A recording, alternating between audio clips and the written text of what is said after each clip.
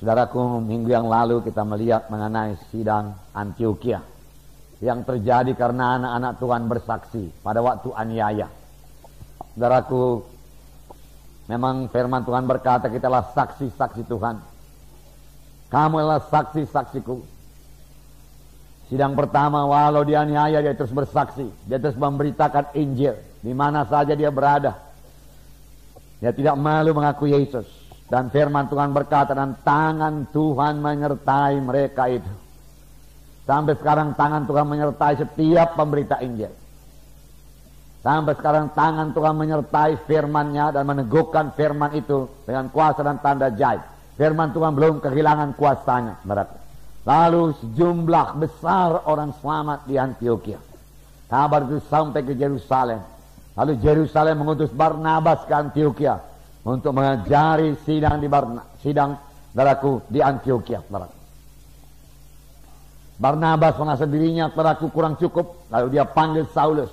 Dia bisa bekerja sama anak-anak Tuhan, bersama hamba-hamba Tuhan. Dia kerja sama, saudaraku.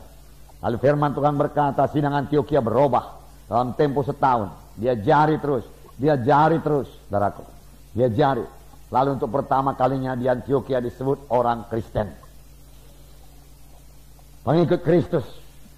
Dari sini kita belajar, saudaraku, tidak cukup hanya menginjil saja.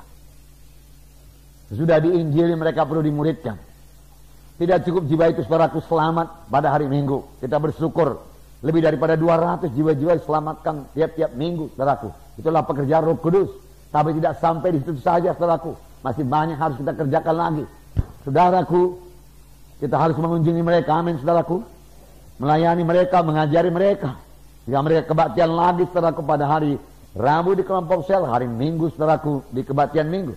Setelah mereka belajar firman Tuhan. Di samping itu, saudaraku, kita siap sedia membimbing dia daripada firman Tuhan. Amin, saudara. Mengajari dia daripada firman Tuhan.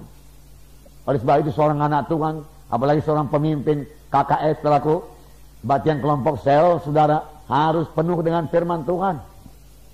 Dalam pimpinan Roh Kudus. Sehingga jiwa-jiwa itu, saudaraku, bukan hanya sekedar selamat saja, tapi menjadi murid. Berubah hidupnya. Nah, mereka disebut Kristen. Haleluya. Dan dikatakan Barnabas itu seorang yang baik. Baik. Saudaraku. Menjadi orang Kristen adalah menjadi orang yang baik. Amin, saudara. Berubah dalam tingkah laku, berubah dalam karakter. Itu menjadi orang Kristen, menjadi orang yang baik.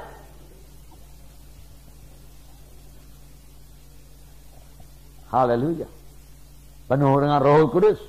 Sebenarnya dengan penuhnya dia dengan Roh Kudus, saudaraku. Roh Kudus mengubahkan dia. Dia sendiri mau berubah. Roh Kudus menolong. Nah, dia berubah. Oleh hati yang baru, hati yang baik, yang berbuat baik, yang berbuat baik. Sejumlah orang, jumlah besar orang bertobat. Kemudian mereka mengajari terus, tinggal 1 tahun lamanya di Antioquia. Dan disitulah untuk pertama kalinya murid-murid itu disebut Kristen. Artinya pengikut Kristus. Hidupnya berubah. Haleluya. Nah, saudara yang kasih dalam nama Yesus, jadi tidak cukup penginjilan saja. Penginjilan harus disertai dengan pemuritan. Penginjilan jauh lebih singkat daripada pemuritan. Paulus setahun memuridkan dengan Barnabas. Lalu mereka disebut, saudaraku, orang Kristen. Amin, saudara. 1 tahun dia jari. Dia jari. Tiap-tiap hari. Dia jari. Tiap-tiap hari. Saudaraku. Jangan bosan-bosan. Amin, saudaraku. Dia jari terus. Dia jari terus. Nah, kita membaca satu contoh lagi, di mana pola ini, saudaraku, diulangi lagi. Kisah 19 ayat 1-11. Kita baca bersama-sama. Ayat 1-11. Mari kita baca bersama-sama. Ketika Apolos masih di Korintus, Paulus sudah menjelajah daerah-daerah pedalaman dan tiba di Efesus. Di situ didapatinya beberapa orang murid. Katanya kepada mereka, sudahkah kamu menerima Roh Kudus ketika kamu menjadi percaya? Akan tetapi mereka menjawab dia, belum. Bahkan kami belum pernah mendengar bahwa ada Roh Kudus. Lalu kata Paulus kepada mereka, kalau begitu dengan baptisan manakah kamu telah dibaptis? Jawab mereka, dengan baptisan Yohanes. Kata Paulus, baptisan Yohanes adalah pembaptisan orang yang telah bertobat. Dan ia berkata kepada orang banyak, bahwa mereka harus percaya kepada dia yang datang kemudian daripadanya, yaitu Yesus. Mereka memberi diri mereka dibaptis dalam nama Tuhan Yesus. Dan ketika Paulus menompangkan tangan di atas mereka, turunlah Roh Kudus ke atas mereka. Dan mulailah mereka berkata-kata dalam bahasa roh dan bernubuat. Jumlah mereka adalah kira-kira 12 orang. Selama 3 bulan Paulus mengunjungi rumah ibadah di situ dan mengajar dengan berani. Oleh pemberitaannya ia berusaha meyakinkan mereka tentang kerajaan Allah. Tetapi ada beberapa orang yang tegar hatinya. Mereka tidak mau diyakinkan, malahan mengumpat jalan Tuhan di depan orang banyak. Karena itu Paulus meninggalkan mereka dan memisahkan murid-muridnya dari mereka. Dan setiap hari berbicara di ruang kuliah Tiranus. Hal ini lakukannya 2 tahun lamanya. Sehingga semua penduduk Asia mendengar firman Tuhan, baik orang Yahudi maupun orang Yunani. Oleh Paulus Allah mengadakan mujizat-mujizat yang luar biasa. Bahkan orang membawa sabut tangan atau kain yang pernah dipakai oleh Paulus dan meletakkannya di atas orang-orang sakit, maka lenyaplah penyakit mereka dan keluarlah roh-roh jahat. Jadi sama saja saudaraku, di sini saudaraku Paulus, saudara, menjelajah daerah-daerah pedalaman dan tiba di Efesus. Itu Roh Kudus yang memimpin, seorang rasul selalu bergerak. Nah, penginjil juga demikian, dia selalu bergerak. Dia rindu jiwa-jiwa selamat. Bergerak mengabarkan Injil, bergerak mengabarkan Injil. Lalu dia bertemu dengan beberapa orang murid. Lalu dia bertanya kepada mereka, sudahkah kamu menerima Roh Kudus tatkala kamu percaya? Tapi jawab mereka, saudaraku, sangat mengherankan, belum pernah, bahkan kami belum pernah mendengar bahwa ada Roh Kudus. Heran juga, kalau begitu dengan baptisan apakah kamu dibaptis? Kami dibaptis dengan baptisan Yohanes.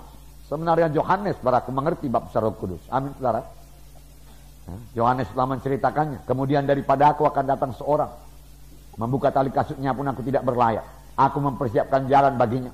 Yohanes Pembaptis berkata, aku membaptis kamu dengan air, tetapi ia yang datang kemudian daripada aku, dia akan membaptis kamu dengan Rohul Kudus dan api. Ya, saudaraku, Yohanes tahu. Boleh jadi Yohanes tidak memberitakan kepada mereka ini, saudaraku, orang-orang di Efesus, karena mereka dibaptis, saudaraku, di dalam dengan baptisan Yohanes. Boleh jadi juga bukan Yohanes Pembaptis yang bersaksi kepada mereka, melainkan orang yang sudah mendengar Yohanes Pembaptis. Dan Paulus, saudaraku, tidak meragukan keselamatan mereka. Berarti mereka sudah selamat, saudaraku. Karena mereka percaya kepada, bukan kepada Yohanes Pembaptis, saya percaya kepada apa yang diberitakan Yohanes Pembaptis, yaitu mengenai seorang yang datang kemudian daripadanya, yaitu Tuhan Yesus. Kemudian Paulus menanyakan satu pertanyaan yang penting. Sudahkah kamu menerima Roh Kudus tatkala kamu menjadi percaya? Seharusnya menerima Roh Kudus pada saat percaya. Amin, saudara. Tidak usah tunggu dulu, saudaraku, beberapa bulan, beberapa minggu. Pada saat percaya, terima Roh Kudus. Karena bagi kamulah perjanjian itu, dan bagi anak-anakmu, bagi seberapa banyak orang yang telah dipanggil oleh Tuhan Yesus Kristus.